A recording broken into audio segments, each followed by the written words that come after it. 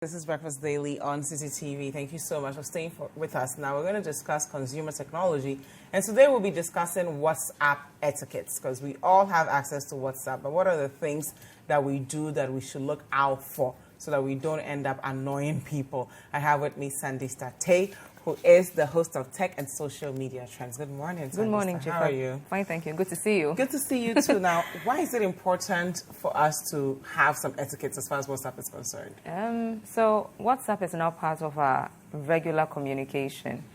Millions of people all around the world are now using WhatsApp. At first, it was friend to friend, something cool for the young ones. Now our parents are on there. We found ourselves in WhatsApp groups that are not just for maybe friendship or family, now work. I think even the WhatsApp groups started from work more, or I think communities or groups that need to have certain conversations going. And then now we've brought it home as well to our family. So WhatsApp is everywhere. I just don't even know how to put it. It's everywhere. It's everywhere. So just everywhere, yeah. Where do we even start from? Good question. When we are talking about etiquette on WhatsApp, I think maybe we can now look at when you're communicating from, if it's between person to person, one person to another person, then from you as a person onto a WhatsApp group. Okay. Maybe we can look at the etiquette. So let's start with person to from person. There. Okay, so this is not in any particular order. Okay. We'll just pick the points and, of course, go with it. Yes, go with it. Yeah, go with it. So first of all, broadcasts. You know, for those of us who have maybe friends who want to sell, friends who have something to promote and whatnot, every now and then we receive these things called broadcasts. You'll be there and then suddenly something just enters your DM. And it's not like it's coming from a group, it's coming from a friend because you know this person. Sometimes you don't even know the person. You exchange numbers because they met you at work, you were out somewhere, and then suddenly the person is sending you broadcasts like they've known you all your life. So since you don't like that, don't be that person who also does that. Someone who say, okay, I want to sell a piece of cloth. I have like 100 people on my contacts list. Do I ask everybody permission before I enter their DM and post what I'm selling?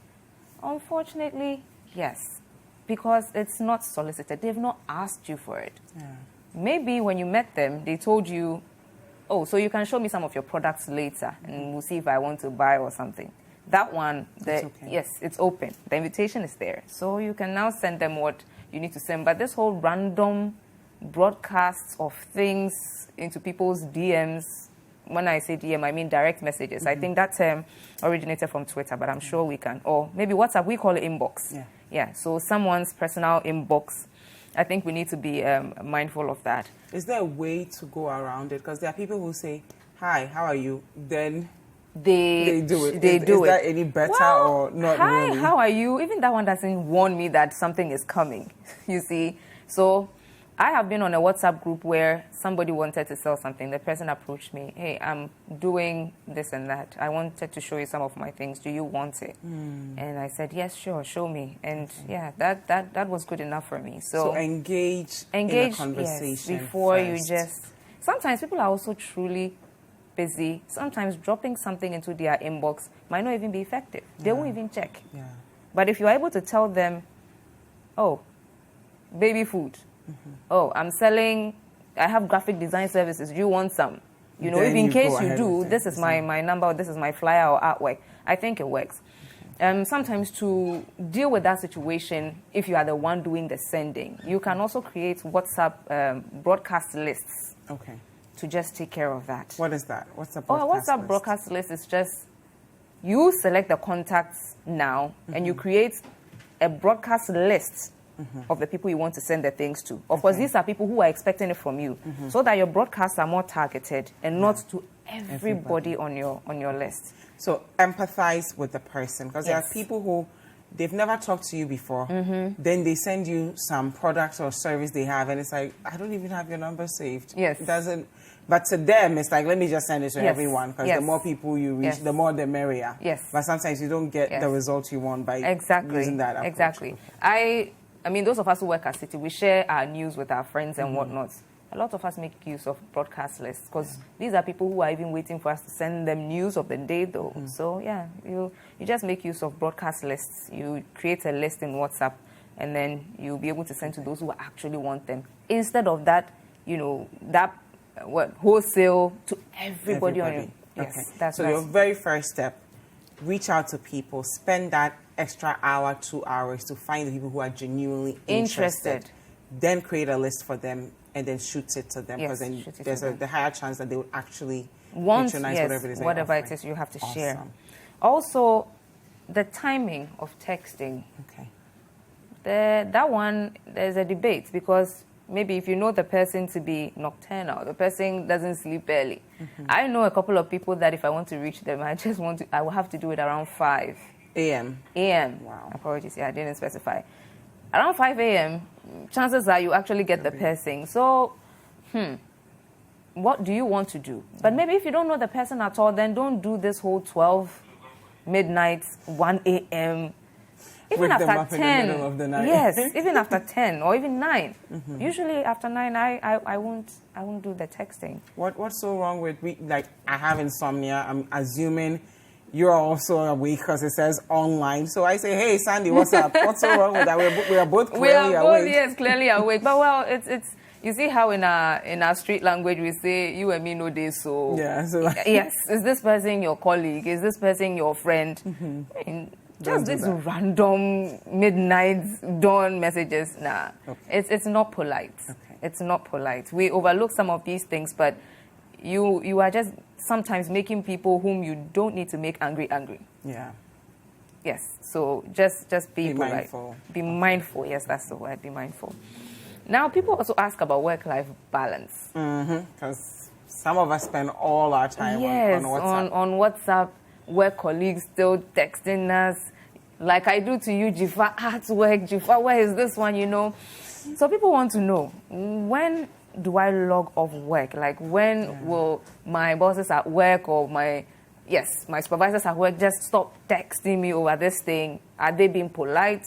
And if you are the boss or you are also a supervisor at work, this is when you need to ask yourself, am I actually being polite? Am I practicing etiquette, as I need to? So I think this one, I think it's case by case. Okay. Onto each his own. I don't know what you are doing in your company. I don't know what you are doing in your team. But all the rules apply if you just sit and you think that, can this thing wait till tomorrow? Yeah.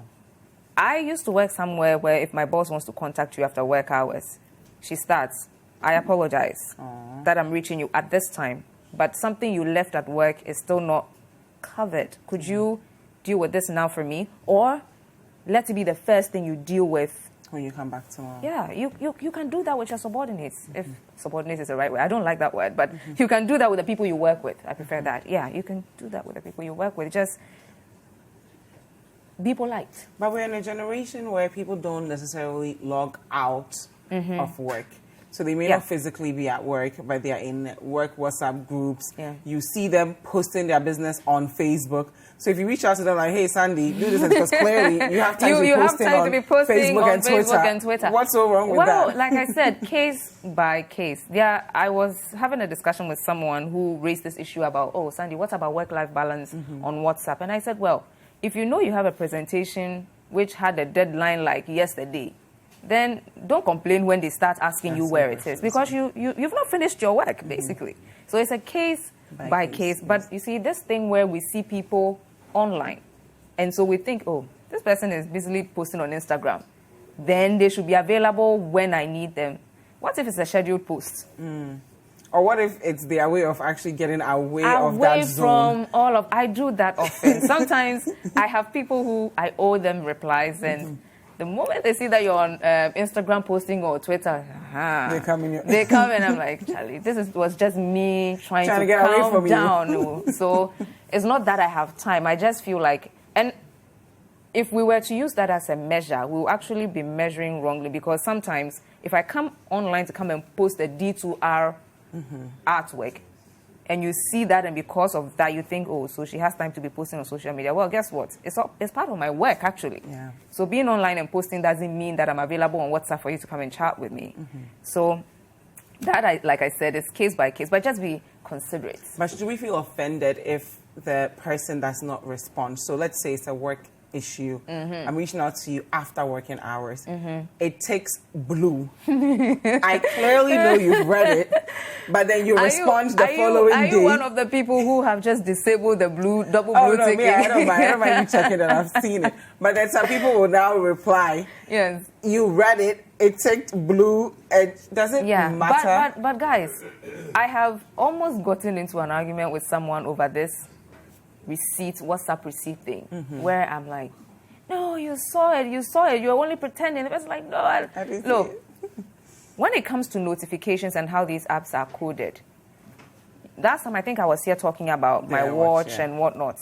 Sometimes, even in your notification drawer, it doesn't mean you've seen the message or you've read it. And WhatsApp has this annoying thing where you may have just been online. Look, your phone can just be there. Your WhatsApp opened. But you are not even minding it. So those WhatsApp receipts one that we've been fighting over, people just need to be careful because sometimes you will just go and pick a wrong fight and it's really not what it is. Okay, what else should we look out for? Yes, okay, so what is appropriate to send via WhatsApp from one person to another? Okay. I was having a conversation with someone and I was told that people send CVs via WhatsApp now. Yeah, people send everything. Yeah. So is that inappropriate? Well, I just have two things to say. One, if you have plans of going to work at WhatsApp, it will be very creative for you to send your CV via WhatsApp. Maybe in school there. But normally, if the person hasn't asked you to send via WhatsApp, giving you that invitation, don't. Okay. It's impolite. Okay. I mean, CV, application letter. The person hasn't asked you for it. There are some people who are just, I'm constantly on the move. I don't even know how to use email that well. For a lot of us in Africa, I can't speak for the others. When WhatsApp came, research that was being done showed that even people who don't even know how to use laptops were even struggling with mobile phones, warmed up to WhatsApp than even normal SMS. So there's just this thing about WhatsApp that a lot of people find comfortable. That, okay, if I'm on the move, you can't reach me via email, WhatsApp. Meeting notes, PDF it, send it to me via WhatsApp. People are now even asking that you reach them via WhatsApp. Such people, fine. But they gave you HR no. From the job you're looking for has not asked you to WhatsApp her your CV. Don't do that. Don't do that unless it's the HR of WhatsApp. Or Facebook is recruiting people for WhatsApp or something, and they say, okay, be creative with your application. Then you can do that. But no, there are certain things you shouldn't do. Now, still under what is appropriate and what is not appropriate, let me just mention nudes. Okay. This time, it goes both ways for those sending and those requesting. Okay. First of all, the person hasn't asked you for a nude. Why are you sending them a nude? Why are you sending them something that is explicit? They've not asked you for it. People are doing that a lot these days. Where that habit is coming from, I don't know. Maybe it's just a manifestation or just an extension, an extension rather of how when we meet people on the street, sometimes we say very crude things to them, though they are not our bedfellows and whatnot. We are not in a relationship. Why are you telling me this? So people, they've carried that behavior onto WhatsApp as well. People sending people news, they've not asked you. It's not solicited. Why are you sending it? It's not polite. Don't do that. Should you do it to your partner? Well, that's your partner. Well, test the waters. If the person says, hey. But even when you're doing a video, in a long distance relationship, the person can actually screenshot it and destroy your life. Yeah, right? Okay, well, that will come under a conversation. Maybe we can have that on security. Okay. Yes, and privacy people as feel well. like because it's a video, it's not recording. But you never know. The world now and privacy and the way our data is being handled, I think we should just don't take the risk. Don't take that risk. So both in sending and receiving. Yes, we all need to just mind what is clearly crossing a certain boundary and what you have the rights to do. So that's it with appropriate content being sent via the platform. Now, forwarding or forwarded messages that have been forwarded to you. So there are some people, that's what they do on the platform. Once they receive some message, they just forward it along, even if you've not asked. Yes, they've not read it. They don't even know where it's coming from. They've just forwarded. And these days, what they've added is forward as received or something. And so you will see alert.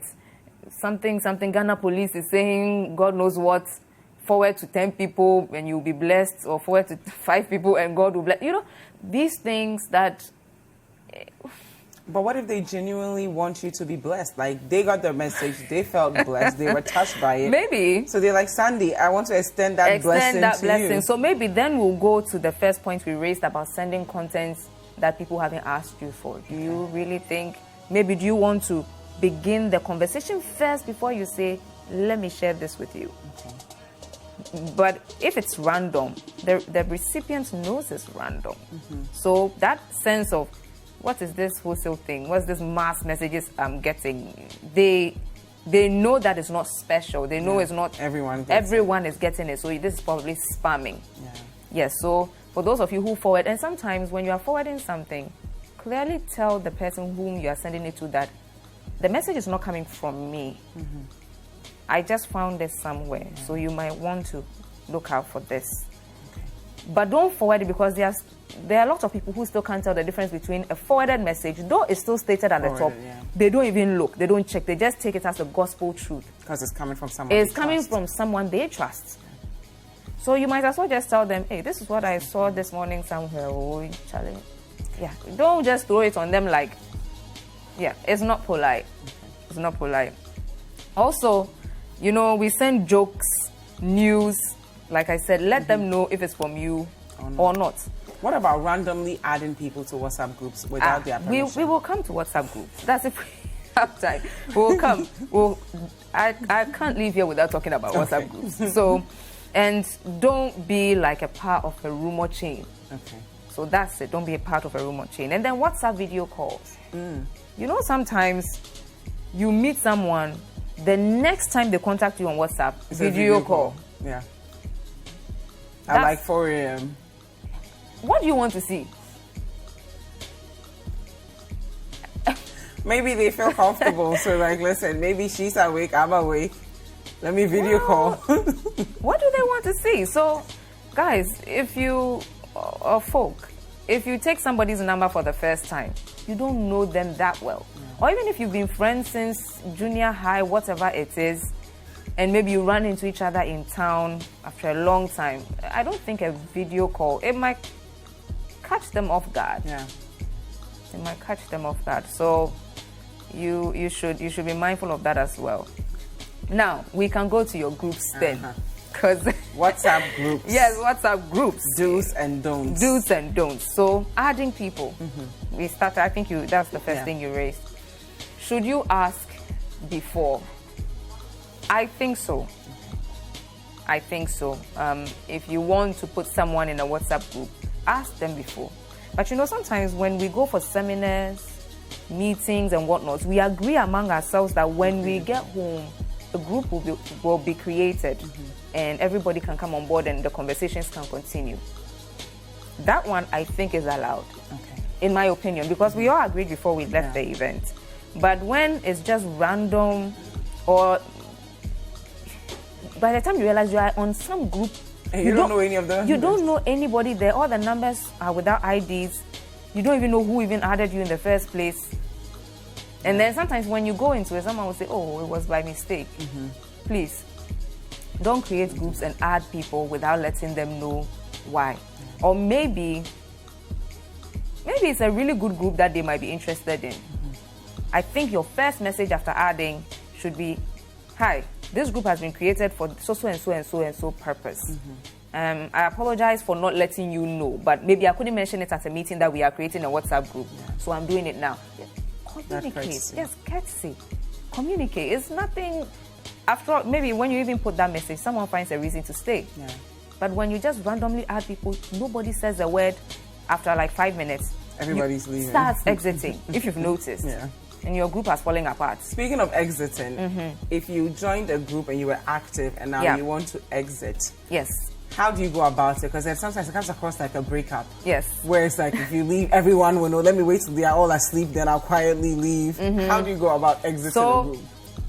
I would jump to that point. It says, politely excuse yourself before you leave a group.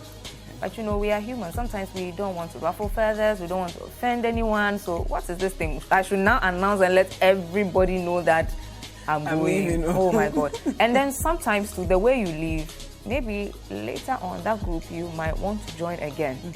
And you see you chop hot. Yeah. How do you join this group that you rudely, impolitely left? So I think we should just go by that route of just telling everybody that, oh, I'm off. Or if you can't do it, let the admin remove you and have the admin just put a vague message there that, oh, Jifa has exited the group for some reasons. She will join again, or she will join soon, or she will join when she's able to. I think that's more honest. Yeah. That's honest. She will join when she's able to, because some of these groups, I have reached a point in time in my life where I was feeling a certain type of way, and I'm like, I don't want to be on this group right now. But it doesn't mean I don't want to ever come back. So I think you can leave it open-ended. She will return when she is able to. He will return when he is able to. The admin can do that damage control for you.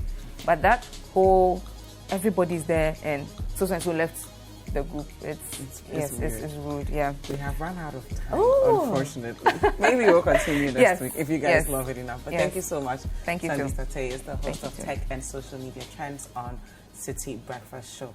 Hi guys, I hope you enjoyed this video. Subscribe to our YouTube channel, The Citi Tube, for exclusive breakfast daily content and other Citi TV programs. Like, comment, and share with your friends.